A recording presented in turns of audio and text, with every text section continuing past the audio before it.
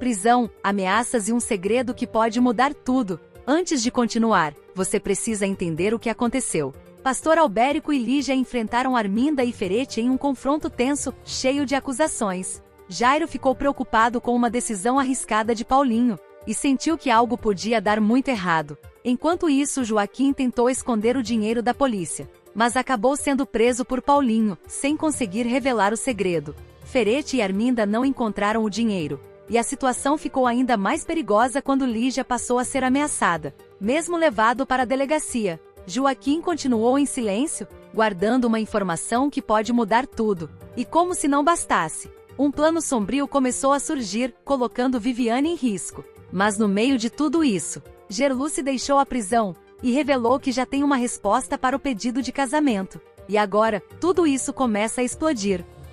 Prisão, segredo revelado e um dinheiro que pode mudar tudo. O capítulo de hoje vem carregado de emoções, decisões inesperadas e reviravoltas que prometem impactar todos os envolvidos. Paulinho toma uma atitude que pode mudar sua vida para sempre. Enquanto isso, um segredo perigoso começa a vir à tona. E o dinheiro das Três Graças finalmente entra no centro de tudo. Fica até o final, porque o que acontece aqui pode mudar completamente o rumo dessa história.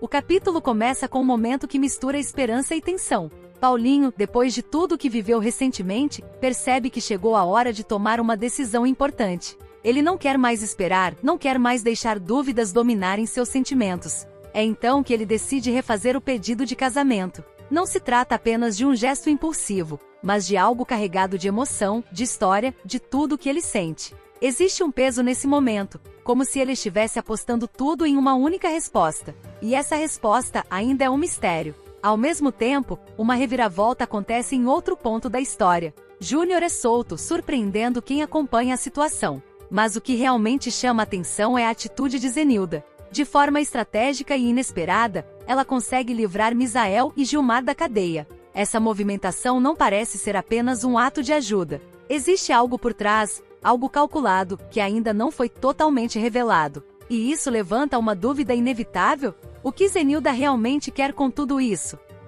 Enquanto algumas histórias avançam, outras começam a se intensificar. Zenilda procura Joaquim e pede que ele aguarde. Ela afirma que em breve terá notícias sobre sua situação, mas não entra em detalhes. O tom é sério, quase enigmático. Joaquim, já envolvido em uma situação delicada, sente o peso dessas palavras. Ele sabe que qualquer informação pode mudar seu destino, mas ao mesmo tempo, não tem controle sobre o que está por vir. E essa incerteza começa a crescer. Enquanto isso, uma disputa ganha destaque. Leonardo e Angélico entram em confronto pelo direito de levar Viviane para casa. O momento é tenso. Não se trata apenas de cuidado ou proteção, há interesses envolvidos, decisões que podem impactar diretamente o futuro de Viviane. Ela se torna o centro de uma disputa silenciosa, onde cada atitude pode ter consequências. E ninguém está disposto a ceder facilmente.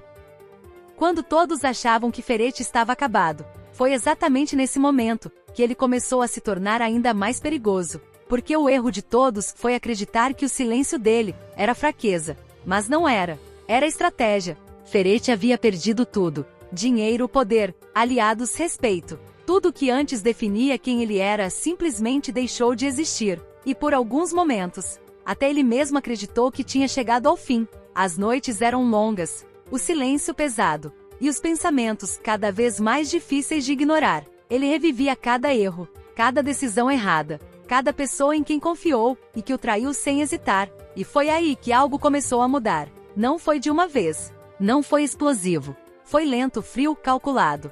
Ferete começou a enxergar o que antes não via. As peças começaram a se encaixar. As traições não tinham sido aleatórias. Os golpes não tinham sido sorte. Tudo fazia parte de algo maior, de um plano. E alguém estava por trás de tudo aquilo. Alguém que conhecia seus pontos fracos. Alguém que estudou seus passos. Alguém que esperou o momento certo para destruir tudo. Mas essa pessoa cometeu um erro. Não terminou o jogo, porque Ferete ainda estava ali, respirando, observando, aprendendo. E dessa vez, ele não ia agir por impulso. Ele não ia confiar em ninguém. Ele não ia repetir os mesmos erros. Ele começou do zero.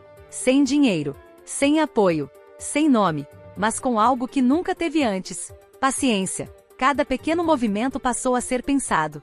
Cada contato, analisado. Cada informação, guardada. Ele se tornou invisível, enquanto o mundo seguia acreditando que ele tinha desaparecido.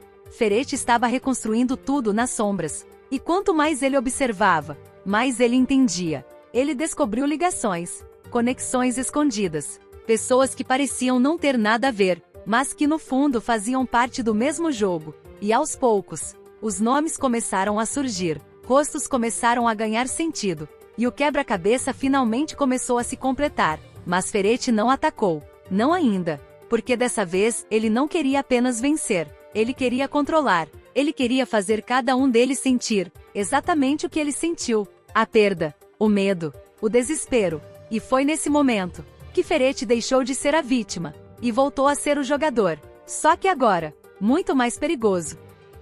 Depois de tudo que aconteceu, depois de cada queda, cada perda, cada traição, Ferete finalmente estava pronto. Mas dessa vez não havia pressa, porque ele sabia que a verdadeira vitória não estava em agir rápido, mas em agir no momento certo. Durante todo esse tempo, ele observou, aprendeu, esperou, e enquanto seus inimigos seguiam confiantes, achando que tinham vencido, eles não faziam ideia de que estavam sendo observados. Cada passo deles já era previsto, cada decisão já estava dentro do plano.